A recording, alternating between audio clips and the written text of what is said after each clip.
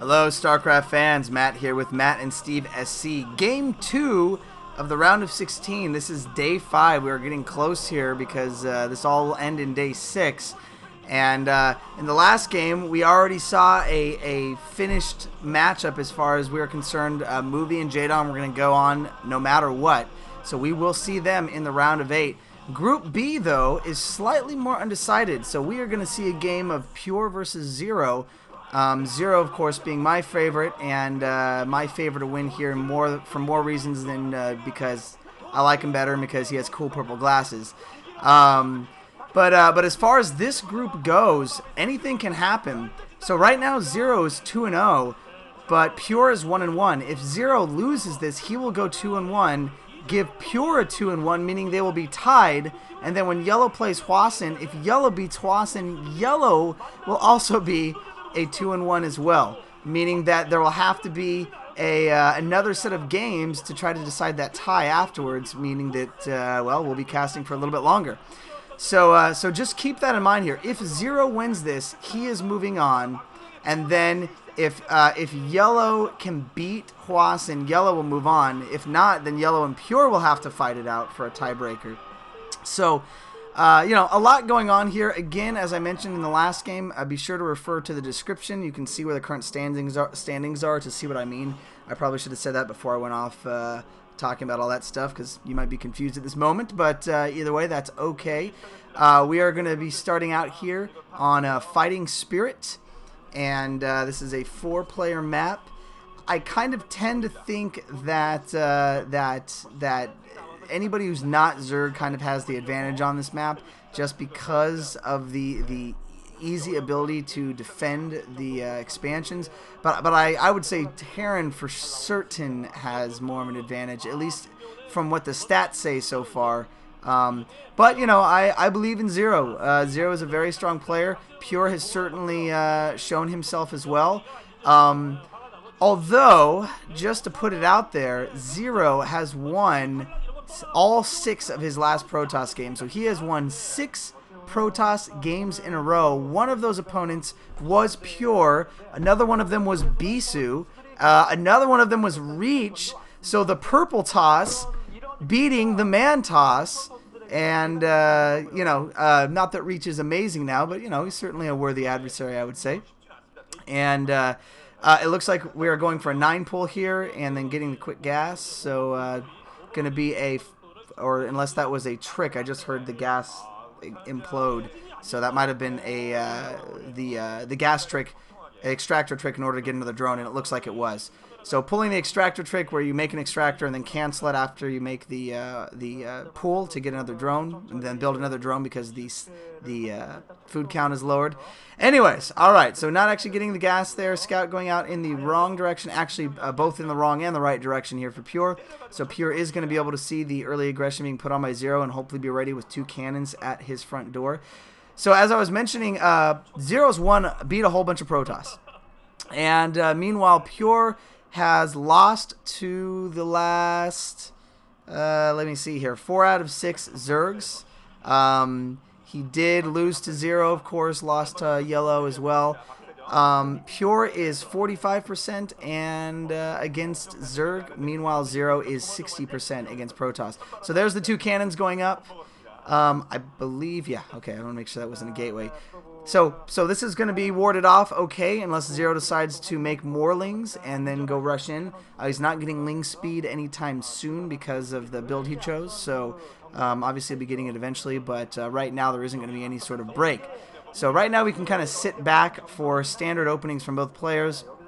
Looks like trying to get a little better wall in going there, getting the gateway up as well. Or I'm sorry, the Nexus, I believe, is what that was. So, and then scouting in the wrong direction for ZerO. His lings, I thought, already knew where the right... No, they didn't. So his lings are really going to be behind here. So not able to actually do any sort of anything, basically. So we could be in for a little longer game. But, I mean, so far, everybody's playing real standard. So I will take this time, then, to mention a little about Sauron Zerg. So I'm sure you guys have heard Sauron Zerg thrown around quite a bit. It is essentially how Zerg has been beating Protoss so handily, along with Mutalisk sniping of the Templars as well, the High Templars on the field. But Sauron Zerg, actually one of the best examples was a game that July played against the Rock, which I will link in the description here. I'm going to write myself a reminder right here, link to July game, because it is awesome. It is it was a monstrosity of Zerg. Sauron Zerg is essentially this. It is a low-tech game. You do end up with 5 hatcheries, but you don't get Mutalisks. You don't even really necessarily have to tech to lurkers if you don't want to. You essentially build a ton of lings in the beginning to try to hold your opponent back. And then once you get to the mid-game, you just start pumping Hydralisks like crazy.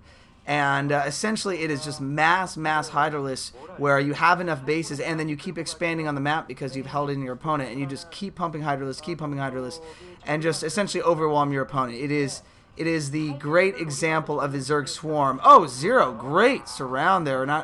Just good job blocking the probe scout from going out. Very good micro. So what we've kind of been seeing, and I've heard Moletrap refer to this, and I'm sure other people have as well a lot, is what we call kind of Neo Sauron, which is you do get the 5-base tech, but you also get Mutalisks.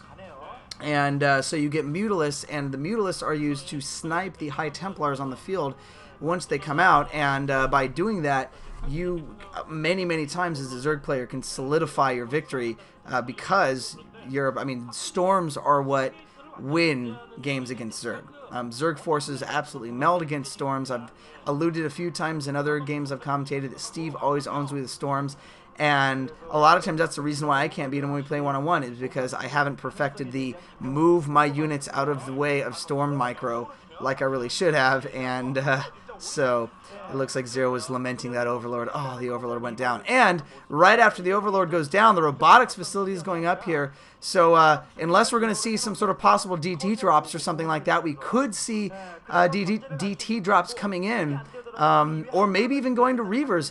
I think Reavers do very well, although it tends, in Zerg games, they tend to get picked off quite easy if you are a good Zerg microer, and we know that ZerO, although he doesn't have the fastest APM of players, he is very good at microing, very good at being creative in his strategies.